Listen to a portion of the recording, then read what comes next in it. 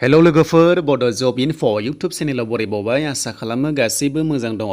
NSP merit scholarship ओंखारदों नोंथांमोना मोननो हागोन 20,000, 22, 25, 30 मोननाय जायो आरो जाय नोंथांमोना एलिजिबल जायो सेलेक्ट जायोब्ला नोंथांमोना मोननो हागोन बेबायदि एमाउन्टनि आरो टटेल पस्टआ दङ 1600ल' नर्थ इस्टआव लानानै बिनि गेजेराव आसामाव थागोन 320 नोंथांमोना जायफोर एलिजिबल जायो एप्लाइ खालामनो हासिगोन अनलाइन आरो लास्ट डेटआ 30 नभेम्बरसिम थागोन बे जाबाय नर्थ इस्टनि थाखाय स्पेशल मेरिट स्कलारशिप नोंथांमोना जायफोर बायदिसिना कर्सेस लादों जेरै डिग्री डिप्ल'मा PG M.Phil नोंथांमोना बेयाव मोननो हागोन।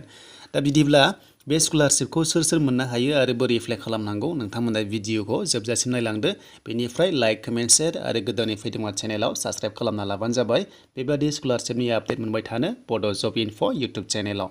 दा बिदिब्ला जों थांसै अफिसियेल वेबसाइटआव बेनिफ्राय जों नायनोसै क्राइटेरियाखौ।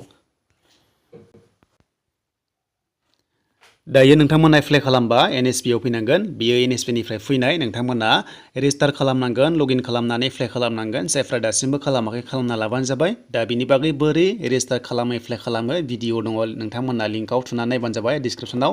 दा बेखौ आं दोनथ'नानै बे स्कलारशिपआ सोर मोननाय जायो आरो बेसेबां एलिजिबल जायोब्ला मोनो नोंथांमोना नायबानो जाबाय जोबजासिम भिडिअखौ। दा जों नै UGC आव फैनानै नोंथांमोना नैबादि मोनो आरो नोंथांमोना नायनो हागोन। बेयाव जों UGC आव थुनाय लोगो लोगो बेबादि बायदिसिना नायनो हायो आरो टेक्निकेलफोरनि। दा जोङो सेन्ट्रेल स्किम्सखौ नायनोसै। जों सेन्ट्रेल स्किम्सआव फैनानै दानिया सबसे गाहायाव फैनांगोन नोंथांमोना नर्थ इस्टार्न काउन्सिल। दा बे जाबाय आरो स्कलारशिपआ स्पेशल नर्थ इस्टनि थाखाय। दा बेयाव दङ नै फाइनान्सियेल सापर्ट आरो बियो स्टुडेन्टसफोरनि थाखाय आरो नर्थ इस्टनि थाखाय। दा बे मेरिट वाइस जायो लोगोफोर जायनो एप्लाइ खालामो मोना नाथाय मेरिट लिस्ट थायो आरो बेयाव लिमिटेड नालाय सिटआ दा बेखायनो मोननाय जाया खायसे खायसे सानो आं एप्लाइ खालामदोंमोन मानो मोनासै होननानै नाथाय मेरिट जायो लोगोफोर पार्सेन्ट बुरजाबा मोननाय जायो आरो बेयाव पार्सेन्ट नांगौ जायो। दा बेनि एप्लिकेसना थागोन होनना बुंदों 30 नभेम्बरसिम नोंथांमोना बेयाव नुनो मोनदों। बेनिफ्राय जोङो गाइडलाइन्सखौ नायनोसै सोर मोननाय जामारो स्कलारशिपखौ। बेखायनो जोङो डाउनलड खालामनांगौ नैबाव गाइडलाइन्स थाखायो नालाय। दा नोंथांमोना बे गाइडलाइन्सखौ नायनो हागोन जोबजासिम नाय अब्लासो बुजिगोन। दा साबेसे मोननाय जायो नोंथांमोनाथ' मिथिखाबाय आसामाव 320ल' दङ भेकेन्सिया गासै अभारअल नर्थ इस्टआव 1600 दङ आरो बिनि गेजेराव मोननाय जायो। दा बिदिब्ला बे जाबाय स्पेशल स्कलारशिप आरो मेरिट स्कलारशिप जायफ्रा पार्सेन्ट दङ मोजां नोंथांमोनासो मोननाय जायो आरो पार्सेन्ट खमाथ' बेयाव मोनखाया।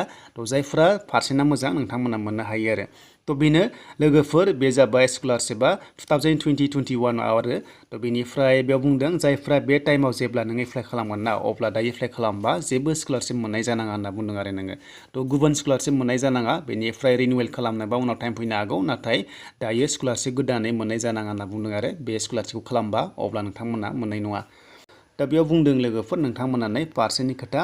दा बे पार्सेन्टआ जाहैबाय नोंथांमोना डिप्ल'मा बेयाव दङ नै गासैबो 60% नांगोन लोगोफोर गासैयावबो 60% नांगोन गासैबो 60% नांगोन जेराव माने कर्स होनाय दङ। डिप्ल'मा नोंथांमोना डिप्ल'मा जुदि लादोंबा HSLC एबा HSLC सेकेन्डारियाव नोंथांमोना 60% थानाय जाथारनांगोन मिनिमाम 60% थानांगोन जाय नोंथांमोना डिप्ल'मा लाहैगोन।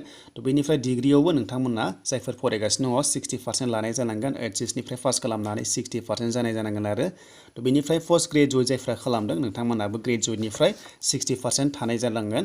बेनिफ्राय M.Phil P.hd खालामदोंबाबो नोंथांमोना PG लेभेलनिफ्राय 60% मिनिमाम लानाय जाथारनांगोन। बिनि बारासो जानांगोन बिनि बाराब्लासो मोननायनि चान्सआव दङ। 70-80% दङबा नोंथांमोना मोननायनि लामायाव थायो आरो मिनिमामासो 60% लोगोफोर नोंथांमोना HSआव 60% डिग्रियाव 60% पस्ट ग्रेजुवेट एबा M.Phil P.hd आव 60% मोननाय जाथारनांगोन अब्लासो नोंथांमोना एलिजिबल जायो आरो बेनिफ्राय काट अफ जायो गोजौ लेभेलनिफ्राय गाहायसिम फैयो सोरबा 90बो मोनदों जानो हागौ नाथाय लिमिटेड सिट नालाय। दा बेनो लोगोफोर नोंथांमोना बुजिबाय जानांगौ। दा नोंथांमोना एप्लाइ खालामबा scholarships.gov.in आव थांनांगोन आरो नोंथांमोना NSPनि आव। बेनिफ्राय दानिया नै नोंथांमोना बेयाव माखासे डमिसाइल एबा PRC नांगौ जायो आरो बे PRC होनाय लोगो लोगो पार्मानेन्ट रेसिडेन्ट जानांगोन नर्थ इस्टनि बेनिफ्राय नोंथांमोना डमिसाइल सार्टिफिकेट प्रभाइड खालामनांगौ जायो आरो दानिया इनकाम सार्टिफिकेटबो नांगौ बेंक पासबुक नांगोन डिटेल्स क्वालिफाइं एग्जामिनेसन नांगौ आरो बेनिफ्राय नोंथांमोना माखासे डकुमेन्टस प्रभाइड खालामनांगोन जायफ्रा M.Phil एबा P.hd खालामदों। बेनिफ्राय दानिया एमाउन्टखौ नायनोसै। एमाउन्टखौ बेसेबां मोननाय जायो नायदो। दा एमाउन्टआ नायदो नै लोगोफोर जायफ्रा डिप्ल'मा खालामगोन नोंथांमोना 20,000 मोननाय जायो आरो बिनिफ्राय जाबाय डिग्री डिग्रिया जाहैबाय 22,000 बेनिफ्राय पस्ट ग्रेजुवेट 25,000 बेनिफ्राय M.Phil एबा P.hd खालामदोंबा 30,000 मोननाय जायो आरो नोंथांमोना बेखौ मोननाय जायो।